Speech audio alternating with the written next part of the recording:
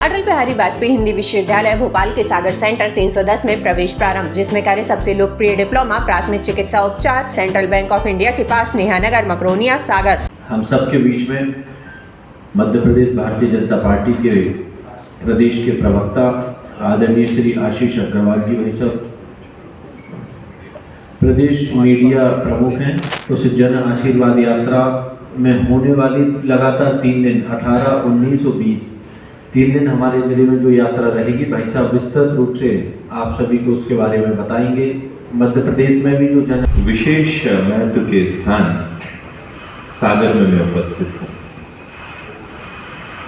और आप सभी पत्रकार मित्रों का मैं हृदय से स्वागत करता हूँ।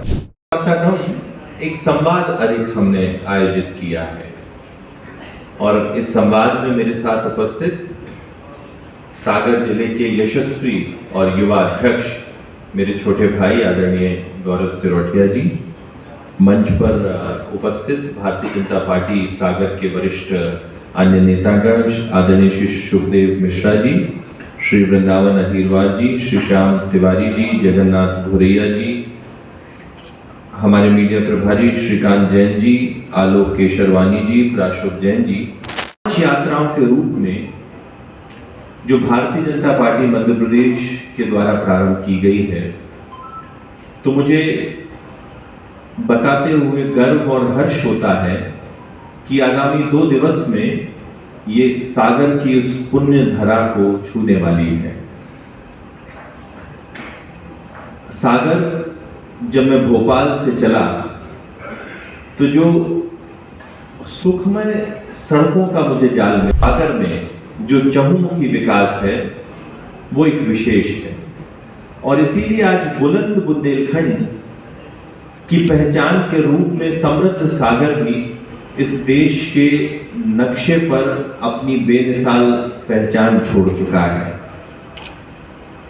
लोकतंत्र का एक विशेष महोत्सव होता है चुनाव, और चुनाव से पहले जनता जिन कसौटियों पर राजनीतिक दलों को और उनके नेताओं को कसती है वो है उनके द्वारा किए गए पूर्व में वादों को कितना पूरा किया गया। भारतीय जनता पार्टी की सरकार जब 2003 के बाद आई तो हमारे चुनाव अभियान से पहले का एक विशेष पर्व होता है ये जन आशीर्वाद यात्राएं। जन आशीर्वाद यात्राओं के माध्यम से हम जनता के बीच जाते हैं, जनता से किए गए वादों को हमने कितना पूरा किया गया उसका रिपोर्ट कार्ड सौंपते हैं और आप सभी मीडिया के मित्रों के माध्यम से अपनी सरकारों के विकास कार्य का लेखा जोखा जनता के समक्ष रखते हैं। और ऐसे में हमारे कार्यों की प्रमाणिकता ये होती है कि हमारी जब जब जन आशीर्वाद यात्राएं रही हमें जनता का भरपूर जन समर्थन मिला।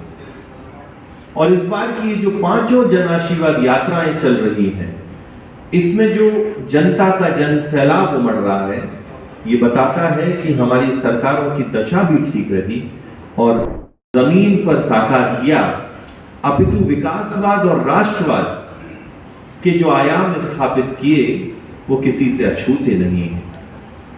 और इसमें एक आध्यात्मिक विकास और समरसता के जो संदेश हैं वो माननीय प्रधानमंत्री जी के कर कमलों से 100 करोड़ की राशि से संत रविदास जी के मंदिर के निर्माण की नींव भी रखी गई।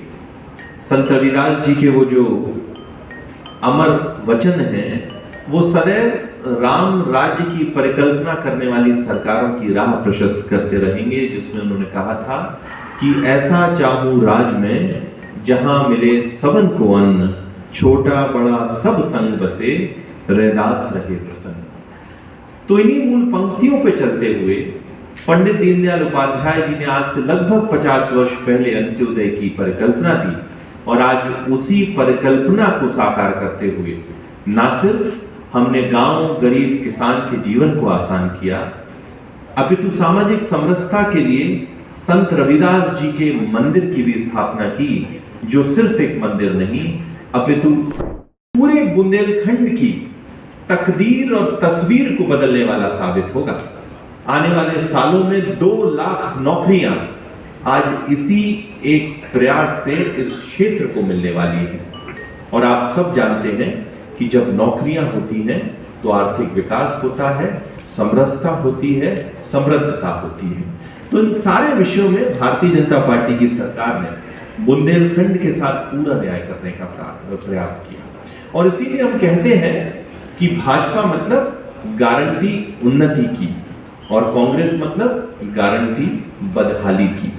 भाजपा ने सदैव जनता को विश्वास दिया है और कांग्रेस ने सदैव जनता को ठगने का साकार किया है सपना। और ये देश, ये मध्य प्रदेश और सागर वो 2003 से पहले उस पुण्य भूमि पे पहुंचने वाली है। ये जन आशीर्वाद यात्रा महाराजपुरा प्रवेश द्वार से आएगी, दमोह जिले से प्रस्थान करके गड़ा कोटा तक पहुंचेगी दोपहर में। ये लगभग 287 किलोमीटर का भ्रमण इस क्षेत्र में करेगी, लगभग 400 से अधिक ग्रामों से गुजरेगी और सड़क किनारे और सड़क से थोड़ी थोड़ी दूरी पे, आधा किलोमीटर की दूरी पर विभिन्न हमारे प्रकोष्ठ, विभिन्न हमारे मोर्चे जगह जगह पर इसमें स्वागत के लिए आगे बढ़ने वाले हैं। इस जन आशीर्वाद यात्रा के स्वागत को लेके भारतीय जनता पार्टी का एक एक कार्यकर्ता उत्साहित है, गर्वित है, प्रफुल्लित है, हर्षित है। और ये जन आशीर्वाद यात्रा न सिर्फ भारतीय जनता पार्टी की सरकारों के द्वारा किए गए सागर और बुंदेलखंड के क्षेत्र के कामों को दोहराएगी, अपितु हमारे बड़े नेताओं का भी इसमें हमें सानिध्य और मार्गदर्शन प्राप्त होगा। सागर की जनता से मेरा विशेष आग्रह है कि वो नेतृत्व जिन्होंने जनता से किए गए वादों को पूरा किया, उनके लिए वे निकल कर आए और उनके लिए स्वागत के लिए वे निश्चित ही और आशीर्वाद देने के लिए, क्योंकि जन आशीर्वाद यात्रा है, उनके लिए जरूर उपस्थित रहें। 18 तारीख को जो विशेष नेतृत्व यहाँ पर उपस्थित रहने वाला है उसमें और आदरणीय प्रभात झा जी रहेंगे और 19 को उत्तराखंड के मुख्यमंत्री श्री पुष्कर धामी जी और मध्य प्रदेश के भी यशस्वी मुख्यमंत्री श्री शिवराज सिंह जी चौहान बीना और खुरई क्षेत्र में रहने वाले हैं। तो ये हमारे प्रमुख नेता रहेंगे। बाकी स्थानीय नेता हमारे जितने भी हैं, जिन्होंने इन सभी विकास की परिकल्पनाओं को साकार करने में अपना मेहनत, अपना खून पसीना लगाया है, वे सब सामूहिक नेतृत्व के रूप में यहाँ पर रहेंगे, जनता का आशीर्वाद प्राप्त करने और भारतीय जनता पार्टी की सरकारों ने जो 51% वोट शेयर का लक्ष्य रखा है उसको किस तरह से जनता के आशीर्वाद से पूरा किया जाएगा, ये सब यहाँ पर आप देखेंगे। तो कहा जाता था कि हम दो और हमारे दो, और आज भारतीय जनता पार्टी इस देश का नहीं अपितु इस विश्व का सबसे बड़ा राजनीतिक दल है। जहां तक आप भगदड़ की बात कर रहे हैं, ये थोड़ी अतिशयोक्ति है। ये जितने भी सीमित कार्यकर्ता अपनी राजनीतिक महत्वाकांक्षा और अवसरवादिता के लिए जा रहे हैं, इनका राजनीति में विचार के प्रति कोई लेना देना नहीं है। क्योंकि अगर इस समय देश में अगर कोई एक दल है जो देश को जोड़ने के लिए, जो भारत मां के वैभव को अमर और अजर करने के लिए लगा है, तो वो भारतीय जनता पार्टी है। एक ही दल है जो परिवारवाद के विष से अछूता है। बाकी लोग तो टुकड़े टुकड़े गैंग के साथ कदम ताल कर रहे हैं, चीन के साथ उनके एमओयू हैं, उनके सभी के सभी नेता ईडी और अदालतों के चक्कर लगा रहे हैं।